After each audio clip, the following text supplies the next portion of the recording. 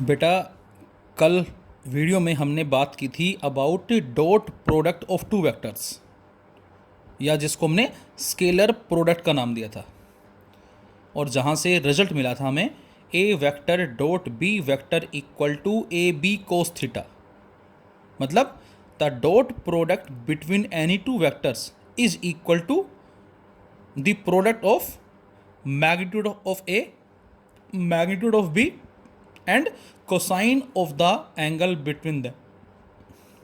और यहाँ से आपसे कहा जाए कि find out the angle between two vectors से cos theta, so we can find out cos theta by using A vector dot B vector upon में ए बी, दोनों वेक्टर का डॉट प्रोडक्ट और अपॉन में वेक्टर ए और vector B के magnitude का product. तो इसकी हेल्प से बच्चों हम उनके बीच के एंगल को फाइंड आउट कर सकते हैं। और मैंने लास्ट आपसे कहा था बेटा कि यदि हमें रेक्टेंगुलर कंपोनेंट की फॉर्म में डॉट प्रोडक्ट लेना है, जैसे ये हमने एग्जांपल लिया था, और आपसे कहा जाए find out A dot B, तो बेटा ए वेक्टर को हमने यहाँ लिखा, डॉट बी वेक्टर को यहाँ लिखा, ए एक्स आई प्लस ए वाई जे प्लस ए जेड के, ये हमने 3 डायमेंशन में ए और बी की वैल्यूज़ लिखी हैं। 2 डायमेंशन में कहता तो हम लिखते ए एक्स आई प्लस ए वाई जे, 1 डायमेंशन में कहता तो हम लिखते ए एक्स आई। तो इस तरह से हम 1D 2D और 3D के रेस्पेक्ट में लिख सकते हैं। फिर मैंने बच्चों इसमें डायरेक्ट रिजल्ट लिख दिया था। अब बहुत से बच्चों ने आंसर भी दिया मुझे, लेकिन सभी का आंसर नहीं मिला। अब आप ये बताएं कि डायरेक्ट आंसर कैसे लिखा मैंने, सोचे ज़रा। जैसे मैं बेटा इस ए एक्स आई को इसके साथ लेता हूँ डॉट प्रोडक्ट, तो बच्चों जब इस ए एक्स को हम इस बी एक्स से डॉट प्रोडक्ट लेते हैं तो ये बनता है बेटा ए एक्स बी एक्स, ये भी आई ये भी आई, मतलब आई डॉट आई। और हमने पढ़ा था कल कि जो आई डॉट आई है बच्चों वो क्या होता है बेटा, वो 1 होता है। जे डॉट जे क्या होता है, 1 होता है। के डॉट के क्या होता है, 1 होता है। लेकिन इसी के साथ साथ हमने पढ़ा था आई डॉट जे 0, जे डॉट के 0, के डॉट आई 0। क्यों? क्योंकि ये दोनों आपस में परपेंडिकुलर है। एंगल आ जाएगा 90 डिग्री एंड कोस 90 0। तो यहाँ से बेटा जब इस ए एक्स को इस बी एक्स से सोल्व करते हैं तो A x B x i dot i जो बन जाएगा 1। लेकिन जब इस ए एक्स को इसके साथ और इसके साथ सिंप्लीफाई करते हैं तो A x B y i dot j बन जाएगा बच्चों, ये 0 हो जाएगा, इसलिए मैंने नहीं लिखा। इसी को इसके साथ करते हैं, ये भी 0 हो जाएगा, तो केवल आई का आई से बचेगा, केवल हमने ये लिखा। और इसी तरह से बच्चों इस ए वाई को जब इससे और इससे करेंगे दोनों से तो 0 हो जाएगा, केवल इससे बचेगा A Y B y and j dot j 1। और बेटा इस ए जेड को इस बी जेड से करेंगे तो ए जेड बी जेड के डॉट के बनेगा, जो कि 1 हो जाएगा के डॉट के। बाकी इस ए जेड को इन दोनों से करेंगे तो वो 0। तो उसी की वजह से मैंने डायरेक्ट लिख दिया था। तो ये हमारा था ऑल अबाउट स्केलर प्रोडक्ट या डॉट प्रोडक्ट। और अब हमारे पास आता है दैट इज क्रॉस प्रोडक्ट या वेक्टर प्रोडक्ट। तो ये हमारा सेकंड है। तो हमने 2 तरह के प्रोडक्ट के बारे में बात की थी कल बेटा, एक को नाम दिया था स्केलर प्रोडक्ट और एक को नाम दिया था वेक्टर प्रोडक्ट। और कल हमने स्केलर प्रोडक्ट के बारे में बात की थी जिसको हमने डॉट प्रोडक्ट का भी नाम दिया था, and which is A vector dot B vector which is equal to A B cos theta. And now we have the vector product or cross product. और बच्चों जो रोटेशन मैकेनिक्स हम पढ़ेंगे वहाँ पर हम इस कॉन्सेप्ट को फिर से यूज़ करेंगे, तो प्लीज़ इस कॉन्सेप्ट को एक बार आप ध्यान से देखें सभी। So first of all what is the meaning of vector product या क्रॉस प्रोडक्ट। तो बेटा आपको ध्यान होगा कल हमने स्केलर प्रोडक्ट के बारे में बात की थी और यहाँ बात कर रहे हैं वेक्टर प्रोडक्ट। अब उसको स्केलर प्रोडक्ट का नाम क्यों दिया हमने, तो ये भी हमने लिखा था क्या कि whenever a vector is multiplied by another vector gives a resultant which is a scalar, then this type of product or such type of product denotes the scalar product।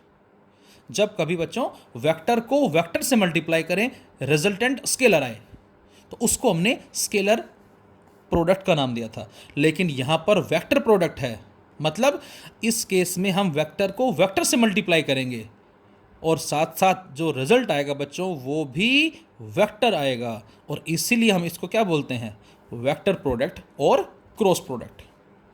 Cross बोलते हैं, दैट इज वाई हम इसको लिखते हैं A vector cross B vector. वहां क्या लिखा था, ए वेक्टर डॉट बी वेक्टर, तो यहां ध्यान रहे बेटा हम क्रॉस का सिंबल लगाएंगे। मैथमेटिक्स में आप चाहे डॉट लगाएं चाहे क्रॉस लगाएं, इसका मतलब सेम ही होता है, लेकिन यहां वेक्टर अलजेब्रा में मीनिंग स्लाइटली डिफरेंट है। तो यहां पर बेटा ए और बी, और साथ साथ जो ए और बी है हमारे बेटा, ये हमारे सेम प्लेन में है। What is the meaning of same plane, जैसे मैं आपको बोलता हूं ये हमारा एक पेपर है, इसमें एक वेक्टर ये हो गया, एक वेक्टर ये हो गया, दोनों कहाँ पर है, ये सेम प्लेन में है। लाइक ये एक्स वाई प्लेन हो गया हमारा, जेड किधर है, ऊपर है, तो ये हमारा या तो एक्स वाई प्लेन में है, या वाई जेड प्लेन में है, या एक्स जेड प्लेन में है, मतलब दोनों वेक्टर सेम प्लेन के अंदर है। तो अब हम डिफाइन करेंगे, that is whenever a vector is multiplied by a vector gives a resultant which is also a vector, then such type of product denote the cross product, और we can say vector product. तो बेटा इसको हम लिखते हैं कैसे, A vector cross B vector, ये इसका सिंबल हो गया कुछ इस तरह से। ये किसके बराबर होता है बच्चों, तो आंसर है ये बराबर होता है A B sine theta into n cap. कल वाला किसके बराबर था, डॉट प्रोडक्ट, वो था बेटा ए बी कोस थीटा के बराबर जस्ट, जबकि ये किसके बराबर है, ये बराबर है बेटा A B sine theta into n cap. अब जो ए बी साइन थीटा बेटा, this is the part of magnitude, ये केवल और केवल मैग्नीट्यूड है, और इसके साथ जो मैंने एन कैप लगाया है बेटा, ये एन कैप क्या है, ये एक यूनिट वेक्टर है जो हमें क्या देगा, डायरेक्शन देगा। इसका मतलब ये फैक्टर तो हो गया मैग्नीट्यूड, और ये क्या है, डायरेक्शन, और मैग्नीट्यूड इनटू डायरेक्शन दोनों मिलके क्या बन गया, दोनों मिलके बच्चों वेक्टर बन गया, और इसीलिए इस तरह के प्रोडक्ट को हमने वेक्टर प्रोडक्ट का नाम दिया है। और इस सारे को आप नाम देना चाहें तो सी वेक्टर का नाम दे सकते हैं। मैं आपसे कहूं बच्चों what is the magnitude of C vector, तो आपका आंसर होगा sir A B sine theta, या आप कह सकते हैं A vector cross B vector and modulus, आप ऐसे भी बोल सकते हैं। मैं आपसे कहता हूं what is the magnitude of A vector cross B vector और सी वेक्टर, तो आपका आंसर होगा ए बी साइन थीटा, और we can say A vector cross B vector modulus. और जो मैंने बताया एन कैप क्या है बेटा, this n cap is the unit vector which gives the direction of A cross B and which is determined by right hand thumb rule, और we can से right hand screw rule. इसकी direction को हम right hand thumb rule से क्या करते हैं बच्चों, डिटरमाइन करते हैं। ये हमारा राइट हैंड है जिसमें ये थंब हो गया और ये हमारी कुछ हथेलियां हैं। कैसे डिटरमाइन करते हैं, बात करते जरा इसके बारे में हम। इसके साथ साथ जो सी वेक्टर मिलेगा बच्चों, ये बड़ी इंपॉर्टेंट बात है, सी वेक्टर जो होगा वो इस ए वेक्टर के परपेंडिकुलर होगा, बी वेक्टर जो होगा बेटा वो सी वेक्टर के परपेंडिकुलर होगा। कैसे, अभी आते हैं इसमें हम। तो ये आपको याद रखना है, पहली बात तो ये कि ए और बी दोनों सेम प्लेन में होंगे, दूसरी बात ये कि वेक्टर ए जो है बेटा वो सी के परपेंडिकुलर होगा, और वेक्टर बी जो है बच्चों ये भी सी के परपेंडिकुलर होगा। Now what we can say about A vector and B vector, तो आंसर है A vector and B vector may and may not be perpendicular, ये परपेंडिकुलर हो भी सकते हैं और नहीं भी हो सकते हैं, इसके बारे में भी हम बात करेंगे अभी। तो ये आपको ध्यान रखना है, ए and B may or may not be perpendicular. So finally we can say the cross product of two vectors a vector and b vector is equal to the product of magnitude of two vectors, ये हो गया, and sine of the angle between the two vectors, and sine of the angle between two vectors। अब जरा देखें हम right hand thumb rule या screw rule हम कैसे अप्लाई करते हैं। आई थिंक सभी ने अपने घर में जो पेचकस होता है, स्क्रू ड्राइवर जो होता है हमारा, स्क्रूज को टाइट करने के लिए आपने यूज़ भी किया होगा। अब आप ज़रा ये सोचें बेटा कि जब आप उस पेचकस को क्लॉकवाइज घुमाते हैं या स्क्रू को क्लॉकवाइज घुमाते तो कहाँ जाएगा, और एंटी क्लॉकवाइज घुमाएंगे तो कहाँ आएगा। सोचें ज़रा, इस वीडियो को पॉज करके ट्राई करके देखें। तो आपको आंसर मिलेगा कि जब उस स्क्रू को एंटी क्लॉकवाइज घुमाएंगे तो वो ऊपर की तरफ आएगा, और जब हम उसको बच्चों क्लॉकवाइज घुमाएंगे तो वो कहाँ जाएगा, नीचे जाएगा। सेम कॉन्सेप्ट हमारा यहाँ पर है। We consider two vectors A and B, ये ए है और ये बी है। मैं आपसे कहता हूँ ए से बी की तरफ चलें, तो जब हम ए से बी की तरफ चलेंगे, इसको डायग्राम को ऐसे कर देता हूँ मैं कुछ इस तरह से। तो जो उंगलियां हैं बेटा, इन उंगलियों को घुमाना किस तरफ है, जिस वेक्टर से जिस वेक्टर की तरफ चल रहे हैं। जैसे हम ए से बी की तरफ चल रहे हैं तो उन उंगलियों को ए से बी की तरफ ऐसे घुमाएंगे आप, ऐसे anti clock wise direction. Thumb किधर शो हो रहा है, थंब जो है हमारा जो अंगूठा है बेटा, वो बाहर की तरफ शो हो रहा है कुछ ऐसे से जेड एक्सिस आउटवर्ड। और जो आउटवर्ड होता है बेटा, उसको हम डॉट से रिप्रेजेंट करते हैं। क्या बताया मैंने, डॉट। क्या मतलब इसका, जैसे मैं आपसे कहता हूं, आपने एक धनुष लिया और उस धनुष के अंदर तीर लगाया, और तीर लगा के आपने सामने वाले की तरफ छोड़ दिया। सपोज आप हो ए और सामने वाला जो है वो है इंसान बी, और उसकी तरफ जो है वो तीर जा रहा है। अब जो बी है उसको तीर जो आता हुआ नजर आएगा, उसको एक डॉट नजर आएगा इस ऐसे, उसकी तरफ तीर आ रहा है, ये पेन आपकी तरफ आ रहा है, तो आपको इसका जो ये पॉइंट है ये नजर आ रहा है लाइक ए डॉट, डॉट की तरह नजर आ रहा है। तो ये तीर इसकी तरफ आ रहा है, मतलब इसकी तरफ है, तो इसको हम बोलते हैं डॉट। अच्छा, इसी तीर को जो चलाने वाला देखेगा तो क्या होगा, तो उसको तीर के पीछे वाला हिस्सा नजर आएगा कुछ इस तरह से।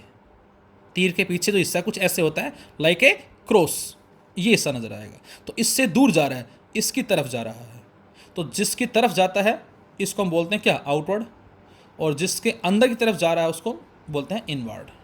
ये इसका मतलब है। तो यहाँ से हम बोलेंगे जब भी आउटवर्ड होगा बेटा तो उसको हम डॉट लिखते हैं, किसके आउटवर्ड, इस प्लेन के आउटवर्ड। और जब भी इनवर्ड होगा उसको हम क्रॉस लिखते हैं। जैसे इसमें हम चले ए से बी की तरफ, तो ए से बी की तरफ अपनी उंगलियों को घुमाएं ऐसे। जब ए से बी अपनी उंगलियों को घुमाएंगे तो थंब किस तरफ आया बेटा, आउटवर्ड आया, ऊपर की तरफ आया, और ऊपर का मतलब हमने डॉट लगा दिया, ये इसका मतलब है। और डॉट क्या देगा, हमें ए क्रॉस बी की डायरेक्शन देगा। तो जब हम एंटी क्लॉकवाइज चलते हैं तो डायरेक्शन हमेशा आउटवर्ड आती, ऊपर की तरफ आती है। अब आउटवर्ड हम ऊपर शो नहीं कर सकते, इसको ऐसा करें, या तो यहाँ दिखा दो आप, इस तरह से ऊपर दिखा दो, मैंने थोड़ा सा इधर बना दिया, चलो कोई बात नहीं। इसको आप एन कैप एक्चुअल में यहाँ है, ऐसे है ये जो मैंने एन कैप यहाँ दिखाया बेटा, एक्चुअल में एन कैप यहाँ है ये, लेकिन इसको हम यहाँ शो नहीं कर सकते हैं। तो आई थिंक इसको आप ऐसे दिखाओगे, आप इधर दिखा दें या इधर दिखा दें, लेकिन इसका मीनिंग जो बच्चों वो आउटवर्ड होगा। फिलहाल मैंने एरो नीचे की तरफ लगा दिया, लेकिन नीचे का मतलब इनवर्ड नहीं है, ये ऊपर है, ये इसका मतलब है। कब, जब हम ए से बी की तरफ चल रहे हैं। लेकिन बच्चों हम बी से ए की तरफ चलें तो, अब बी से ए की तरफ, ये ए से बी था, अब बी से ए की तरफ कुछ ऐसे। जब बी से ए चलेंगे तो थंब किस तरफ आ रहा है बेटा, अंदर, इनवर्ड, तो हम यहाँ क्रॉस लगाएंगे। क्रॉस का मतलब इनवर्ड या इनटू प्लेन ऑफ पेपर, अंदर की तरफ है। तो इसमें डायरेक्शन अंदर आएगी, उसको शो नहीं कर सकते हैं, तो फिलहाल मैंने उसको यहाँ दिखा दिया एन कैप। तो ये आपको ध्यान रखना है कि जो एन कैप है ये इस प्लेन में नहीं है बेटा, ये प्लेन में नहीं है, ये किधर है, या तो ये ऐसे होगा या ये ऐसे होगा, डिपेंड करता है कि हम क्लॉकवाइज चल रहे हैं या एंटी क्लॉकवाइज चल रहे हैं। So the cross product between any two vectors is equal to the product of magnitude of two vectors and sine of the angle between them, as well as n cap, which is a unit vector which gives us the direction of a cross b and which is determined by right hand thumb rule. अब किस तरह से हम इस a cross b को find out कर सकते हैं, so we can say geometrical interpretation of vectors. तो बच्चों इसके लिए हमने एक पैरेललोग्राम लिया, और उसके लिए बेटा हमने दो वेक्टर लिए, से this is vector a and this is vector b, this is vector a and this is vector b। जो वेक्टर a है बेटा वो हमने os वेक्टर मान लिया, और जो b है वो हमने oq वेक्टर मान लिया, and we assume theta is the angle between a and b। अब बच्चों पैरेललोग्राम बनाने के लिए क्या करना पड़ेगा हमें, तो आंसर है if we want to form a parallelogram then we have to draw parallel sides। so this is vector a, this is also vector a, this is vector b, this is also vector b, and theta is the angle between a and b। If I ask you find out the area of this parallelogram, find out the area of this parallelogram, or we can say what is the area of parallelogram. Then answer is the area of parallelogram is equal to base into height. Base और height का जो product होता है बेटा, उसी को ही हमने नाम दिया है बच्चों एरिया ऑफ पैरेललोग्राम। अब मैं आपसे कहूं यहां पर हमने एक परपेंडिकुलर ड्रॉ कर दे कुछ इस तरह से, ये बन गई हाइट। बेस कितना है इसका, तो आंसर है ये कितना है ये, तो आंसर बेटा ये कंप्लीट ए वेक्टर है। बेस मतलब लेंथ कितनी होगी ए, तो ए तो हो गया बेस। हाइट कितनी होगी बच्चों, तो बेटा यदि ये है बी और ये बी इसके साथ थीटा बना रहा है, तो इस बी का इधर कंपोनेंट क्या आएगा बी कोस थीटा, इधर क्या आ जाएगा B sine theta. So height is B sine theta, so this is the height B sine theta, और we can say it become A B sine theta, और we can say it become A vector cross B vector magnitude. तो इसका मतलब ये हुआ बेटा क्या कि जो एरिया है पैरेललोग्राम का वो आता है ए बी साइन थीटा के बराबर, जिसको ए वेक्टर क्रॉस बी वेक्टर का मैग्नीट्यूड भी हम बोल सकते हैं। तो इसका मतलब यदि हमें एडजेसेंट साइड्स गिवन है किसकी पैरेललोग्राम की, तो हम इस फॉर्मूले को यूज़ करके बेटा फाइंड आउट कर सकते हैं क्या, बोलो एरिया ऑफ पैरेललोग्राम। तो ये हमारे पास आ गया geometrical interpretation of vectors. Examples like V vector equal to omega vector cross R vector, ये हमारा आगे आएगा सर्कुलर मोशन में बेटा, हम आगे पढ़ेंगे इसको। Torque vector equal to R vector cross F vector, ये टॉर्क, ये आर डिस्टेंस परपेंडिकुलर डिस्टेंस हम लेते हैं, एफ फोर्स, ये फिलहाल फैक्टर आपको आगे समझ में आएंगे। तो ये सारे हमारे इस वेक्टर प्रोडक्ट के ही एग्जाम्पल हैं बेटा, ये हम स्टडी करेंगे रोटेशनल मैकेनिक्स के अंदर। अब मैं आपसे कहता हूँ आर क्रॉस एफ जो है वो टॉर्क होता है, torque equal to R vector cross F vector. क्या बच्चों इसको हम F vector cross R vector लिख सकते हैं, क्या हम R vector cross F vector को F vector cross R vector लिख सकते हैं, तो आंसर होगा नो। वाई, क्यों नहीं लिख सकते हैं, जरा देखें हम। So we have the next topic in vector product, that is properties of cross product of vectors. जो क्रॉस प्रोडक्ट है बेटा वेक्टर्स का, उसकी क्या क्या प्रॉपर्टीज़ हैं, तो जरा देखें हम। यहाँ फिर से आते हैं उसी में ही हम, ये ए ये बी, ये थीटा एंगल, यदि ए क्रॉस बी चलते हैं तो डायरेक्शन आउटवर्ड आएगी, यदि बी क्रॉस ए चलते हैं तो डायरेक्शन क्या आएगी बच्चों इनवर्ड आएगी, और इसीलिए मैंने डॉट लिखा और यहाँ क्रॉस लिखा। This is the property number first. Second, cross product not obey commutative law.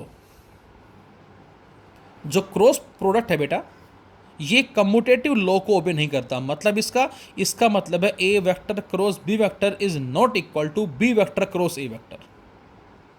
आप इसको अपने एग्जाम्पल से कर सकते हैं, कोई भी आप दो वेक्टर चूज कीजिए, ए वेक्टर और बी वेक्टर, दोनों का क्रॉस प्रोडक्ट कैलकुलेट कीजिए। कैसे करेंगे क्रॉस प्रोडक्ट, अभी हम उसके बारे में बात करेंगे। और फिर उसके बाद बी वेक्टर का ए वेक्टर के साथ क्रॉस प्रोडक्ट कैलकुलेट कीजिए, दोनों में डिफरेंस क्या मिलेगा, और वो डिफरेंस बिना कैलकुलेट किए हम यहाँ से भी बता सकते हैं। देखो ये दोनों वेक्टर हैं ए और बी, अब ए क्रॉस बी का मतलब ए से बी की तरफ, ए से बी की तरफ, और बी क्रॉस ए का मतलब बी से ए की तरफ। अब आप खुद बताएं किस चीज़ का डिफरेंस आ रहा है बेटा, डिफरेंस जो आ रहा है वो एक केस में ये आया और एक केस में आया, जबकि वेक्टर तो दोनों सेम है। जो हमने वेक्टर ये लिया है वही वेक्टर ये है, जो ये है वही ये है, तो बच्चों डिफरेंस किसका आया,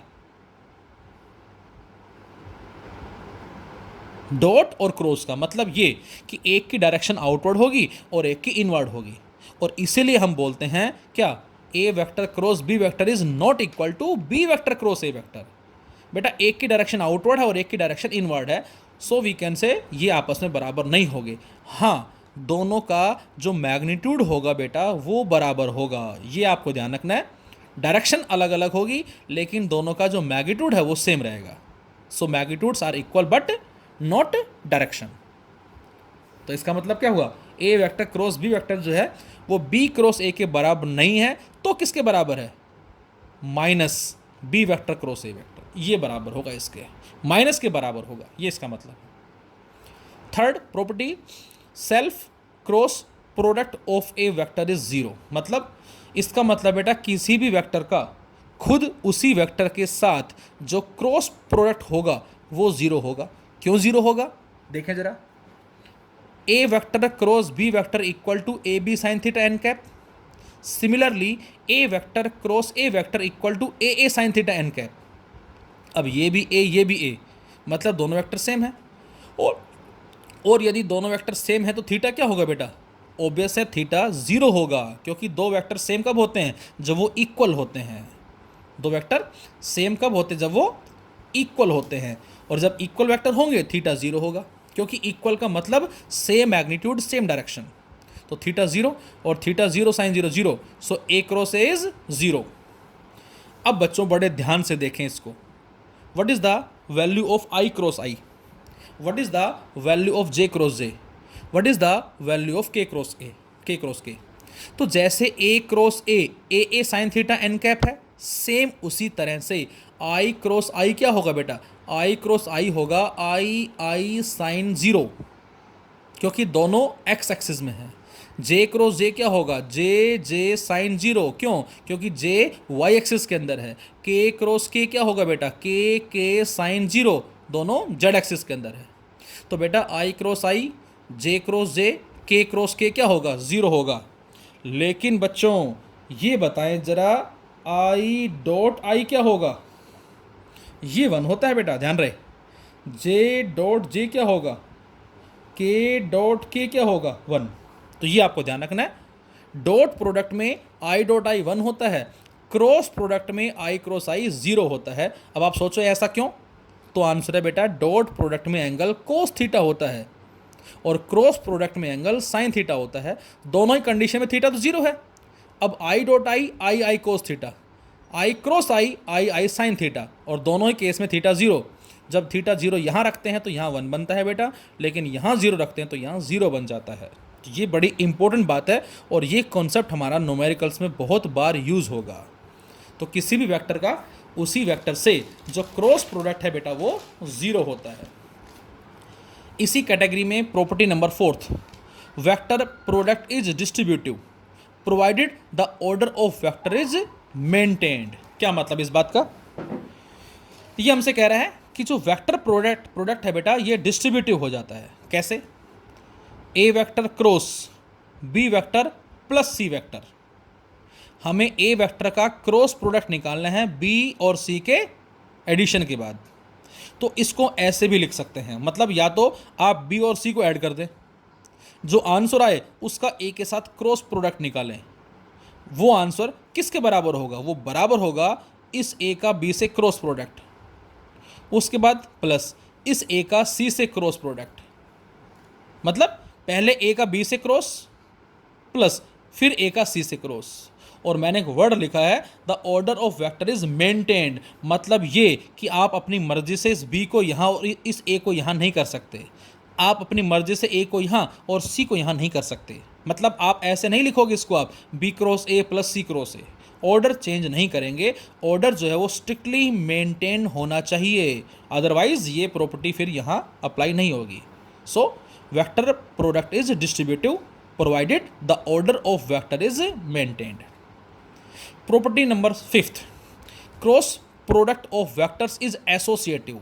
एसोसिएट करना क्या मतलब, A vector plus B vector cross C vector plus D vector. मतलब ए और बी को ऐड करें, सी और डी को ऐड करें और उन दोनों का जो रिजल्ट आया उसका आपस में क्रॉस प्रोडक्ट जो होगा वो बराबर होगा बेटा किसके, ए का सी के साथ क्रॉस प्रोडक्ट, ए का डी के साथ क्रॉस प्रोडक्ट प्लस का, फिर प्लस बी का सी के साथ क्रॉस प्रोडक्ट और फिर बी का डी के साथ। ऑर्डर भी ध्यान रहे सेम होना चाहिए, अपनी मर्जी से हम चेंज नहीं कर सकते इसको हम।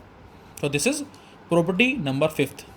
Sixth, cross product of two perpendicular vectors क्या होगा, the cross product of two perpendicular vectors. इसको ध्यान से देखना, ये भी हमारा यूज होगा।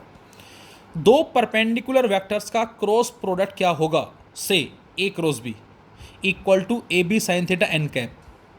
अब ए और बी दोनों परपेंडिकुलर हैं तो थीटा क्या हो जाएगा 90 degree and sine 91, so it will become A B n cap. अब यदि हम ए और बी की जगह ले लेते हैं किनको बेटा, यूनिट वेक्टर्स को ले लेते हैं तो क्या होगा। So we have X axis, Y axis, Z axis. X के अलोंग डायरेक्शन देता है आई कैप, वाई के अलोंग डायरेक्शन देता है जे कैप, और जेड के अलोंग डायरेक्शन देता है के कैप। और यदि हम चलते हैं कुछ इस तरह से एंटी क्लॉक वाइज डायरेक्शन। अब यदि मैं चलता हूँ इस एक्स से वाई में, मतलब इस आई से जे में चलता हूँ, तो अब आप रूल लगाएं ज़रा। जैसे A cross B, A B sine theta N cap होता है बेटा, सेम उसी तरह से आई क्रॉस जे क्या होगा बच्चों, उसी तरह से आई क्रॉस जे होगा I J sine theta, I cross J I J sine theta. जैसे A cross B, A B sine theta होता है, same I cross J I J sine theta. अब आई क्या है बेटा, ये ए क्या है, ये वेक्टर ए का मैग्नीट्यूड है। बी क्या है, वेक्टर बी का मैग्नीट्यूड। सेम ये क्या होगा, ये इस का मैग्नीट्यूड, और इस आई कैप का मैग्नीट्यूड कितना होगा 1, जे कैप का कितना होगा 1, आई और जे में एंगल कितना है 90, साइन 91, ये सारा 1 बन गया। अब इसके बाद मैंने के कैप क्यों लिखा, बिकॉज हम यहाँ क्या लिखते हैं एन कैप, और ये एन कैप क्या है बेटा, यूनिट वेक्टर। और बच्चों ये यूनिट वेक्टर की डायरेक्शन हमें कौन देगा, right hand thumb rule, sorry unit vector जो है वो हमें ए क्रॉस बी की डायरेक्शन देगा, और इसकी डायरेक्शन को राइट हैंड थंब रूल से डिटरमाइन करेंगे। अब ज़रा बताएं, यदि हम चलते हैं इस एक्स से वाई में, तो उंगलियों को एक्स से वाई में घुमाएं ऐसे, हथेली को यहाँ रखा आपने और इसको घुमाया एक्स से वाई में, रिजल्टेंट कहाँ आ रहा है, ऊपर आ रहा है। ऊपर का मतलब जेड एक्सिस। तो जब भी बच्चों न्यूमेरिकल्स में आई क्रॉस जे लिखा मिले, उसको रिप्लेस के कैप से कर देंगे। देखो ये कॉन्सेप्ट हमारा 12th क्लास में काफ़ी जगह यूज़ होगा, इसको ध्यान से देखें बेटा। हालांकि यूज़ दोनों होने हैं, लेकिन ये हमारा काफ़ी जगह यूज़ होगा, इलेक्ट्रिसिटी के अंदर, इलेक्ट्रोस्टैटिक्स के अंदर, एज वेल एज मैग्नेटिक्स के अंदर, सभी जगह हमारा जो है वहाँ इसका यूज़ है। So I cross J is I J sine 90 K cap, I magnitude 1, J magnitude 1, sine 91, K cap मैंने क्यों लिखा, क्योंकि एक्स से वाई में चलेंगे, आई से जे में चलेंगे, रेजल्टेंट के में आएगा के कैप। जे क्रॉस के, अब बेटा जे क्रॉस के का मतलब वाई से जेड में चल रहे हैं। अब ये जेड एक्सिस है ऊपर, ये वाई है, तो वाई से जब हम जेड में चलेंगे ऐसे, तो थंब किधर आ रहा है, एक्स में आ रहा है। एक्स का मतलब आई कैप, तो जहाँ भी जे क्रॉस के लिखा मिले आई कैप, और सिमिलरली के क्रॉस आई क्या मिलेगा, जे कैप मिलेगा। सो आई क्रॉस जे के, जे क्रॉस के आई, के क्रॉस आई जे। अब चलते हैं क्लॉकवाइज। अब जैसे यहाँ चले आई से जे में, अब हम चल रहे हैं जे क्रॉस आई। अब बच्चों जब हम जे क्रॉस आई चलेंगे, देखिए ध्यान से ऐसे, तो थंब किधर आ रहा है, थंब आ रहा है बेटा नेगेटिव जेड एक्सिस के अंदर, मतलब माइनस के कैप, ये 90, ये 1, ये 1, तो ये सारा तो 1 बन गया। लेकिन एन कैप जो होगा हमारा, जो हमें ए क्रॉस बी की डायरेक्शन देगा राइट हैंड थंब रूल से, वो आ रही है नेगेटिव जेड एक्सिस में। तो आई क्रॉस जे के, जे क्रॉस आई माइनस के, जे क्रॉस के माइनस आई, के cross I minus J. Rule लगा के देखें, ऐसे ऐसे और ऐसे, इस तरह से चलेंगे तो सारी डायरेक्शन इस बार नेगेटिव आएंगी। तो आई क्रॉस जे के ये एंटी क्लॉकवाइज है, J cross I minus K clockwise है, J cross K I cap anticlockwise, K cross J minus I clockwise, K cross I J anticlockwise, I cross K minus J clockwise. तो ये clockwise हैं और ये हमारा anticlockwise. So this is the property number 6। Property number 7 बेटा, the cross product of two antiparallel vectors. अब यदि vectors anti parallel हैं तो आई थिंक बताने की जरूरत नहीं है, एंगल इनके बीच में 180 डिग्री होगा। फटाक से हम चलते हैं नेक्स्ट प्रॉपर्टी पे, और जब एंगल 180 डिग्री होगा बच्चों, तो साइन 180 कितना होता है 0। सो ए क्रॉस बी 0, मतलब दो वेक्टर पैरेलल है तो ए क्रॉस बी 0, दो वेक्टर एंटी पैरेलल हैं तब भी ए क्रॉस बी 0 होगा। अब ये ज़रा देखें ध्यान से, नंबर 8 प्रॉपर्टी, इस पे हमें काफ़ी क्वेश्चंस भी करने को मिलेंगे। The cross product in terms of rectangular components. अब बेटा इस टॉपिक को स्टार्ट करने से पहले जरा हम एक बार बात करें, ये हमारा जो सिंबल है ये आप पढ़ेंगे 12th क्लास में मैथमेटिक्स के अंदर, डिटरमिनेंट बोलते हैं बेटा इसको। एक हम पढ़ेंगे मैट्रिसेस और एक हम पढ़ेंगे डिटरमिनेंट्स। तो इस जो मैंने दो लाइनें ड्रॉ की हैं, और इनके बीच में मैंने लिखा है A11, A12, A13, A21, A22, A23, ये हमारे इसके अंदर जो एलिमेंट्स हैं। एंड दिस इज़ द, जब इसको ऑपरेट करते हैं हम रोज़ और कॉलम के रेस्पेक्ट में, तो ये हमारा एक डिटर्मिनेंट कहलाता है। A11, यहाँ 11 का मतलब फर्स्ट रो फर्स्ट कॉलम, मतलब यहाँ जो हॉरिजॉन्टल लाइन है बेटा, इनको हम रो बोलते हैं इस तरह से, और जो वर्टिकल लाइंस हैं इनको हम कॉलम बोलते हैं। तो एक रो दूसरी रो, यहाँ पर दो रो हैं, एक कॉलम दूसरा कॉलम तीसरा कॉलम। तो यहाँ R1, R2, C1, C2, C3, तो दो रो हैं और तीन कॉलम हैं। तो इसका मतलब इस डिटरमिनेंट का जो ऑर्डर है कितना होगा, 2 × 3। इसको बोला जाता है 2/3, लेकिन लिखते हैं इसको 2 × 3, मतलब दो इसमें रो हैं बेटा, ये 2 का मतलब है R, और 3 कॉलम है, इसका मतलब C। अच्छा, इसी में मैंने लिखा 1 2 3, 1 2 3। अब तीन रो हैं, R1, R2, R3, और तीन ही कॉलम हैं, तो इसका ऑर्डर हो जाएगा 3 × 3। ये इसका ऑर्डर बोला जाता है इस तरह से। इसके साथ साथ मैं कहूँ बेटा ये A11 क्या है, तो बच्चे आप आंसर देंगे sir A11 is the first row first column, A12 first row second column, A13 first row third column, A21 second row first column, A22 second row second column, A23 second row third column. तो easy है, I think समझना मुश्किल नहीं है। A11 first row first column, first row second column, first row third column, second row first column, second row second column, second row third column. इसी तरह से इसमें भी आप बता सकते हैं। अब जब बच्चों हम इसको सोल्व करते हैं, किसको, डिटरमिनेंट को, तो यहाँ जो वैल्यूज़ हैं ये A11, A12, A13, यहाँ एक मैथमेटिकल वैल्यू फाइंड आउट करते हैं बेटा, जिसको हम बोलते हैं cofactor. And this cofactor can be determined using the formula -1 raise to the power which one is row plus which one is column. -1 की पावर कौन सी रो है प्लस कौन सा कॉलम है। जैसे मैं आपसे कहूँ इसका जो जगह है, जो लोकेशन है, इसके लिए बताओ कोफैक्टर क्या होगा, तो आंसर है -1 की पावर कौन सी रो है, ये फर्स्ट रो, कौन सा कॉलम है, फर्स्ट कॉलम, तो 1 + 1, और -1 की पावर 1 + 1 मतलब 2, तो -1 को जब हम 2 टाइम्स लिखते हैं तो वैल्यू क्या मिलती है, पॉजिटिव। इसका मतलब जो फर्स्ट फैक्टर है ये हमारा पॉजिटिव वैल्यू को रिप्रेजेंट करता है, ध्यान रहे इसका। Second A12, so cofactor of A12 is -1 की power first row second column, that is 3, और -1 की पावर 3 क्या होता है बच्चों, नेगेटिव, तो सेकंड वैल्यू क्या आ गई, नेगेटिव आ गई। A13 का कोफैक्टर -1 की पावर 1 + 3 दैट इज 4, और -1 की power 4 that is +1, again positive value. तो इसका मतलब first positive, second negative, third positive, first positive, second negative, third positive. अब आते हैं जरा हम इसमें, मैंने लिखा A vector equal to AXI + AYJ + AZ K, and B vector equal to BXI + BYJ + BZ के। अब जब हम इसको हम सोल्व करते हैं A क्रॉस B को, तो सबसे पहले आप ऐसे दो लाइनें ड्रॉ कर दें, फिर उसके बाद ऊपर लिख दें I cap, J cap, K cap. फिर उसके बाद पहले वेक्टर A है बेटा, तो इस A वेक्टर में I कैप के साथ, J कैप के साथ, K कैप के साथ जो भी दे रखा है, चाहे वो पॉजिटिव हो चाहे वो नेगेटिव हो, वो आप यहाँ लिख देंगे। आई थिंक ये अभी आपको मुश्किल लग रहा है, लेकिन 2-3 क्वेश्चंस करते ही आप फटाक से आंसर सोल्व करेंगे इसके, ये मुझे पूरा विश्वास है।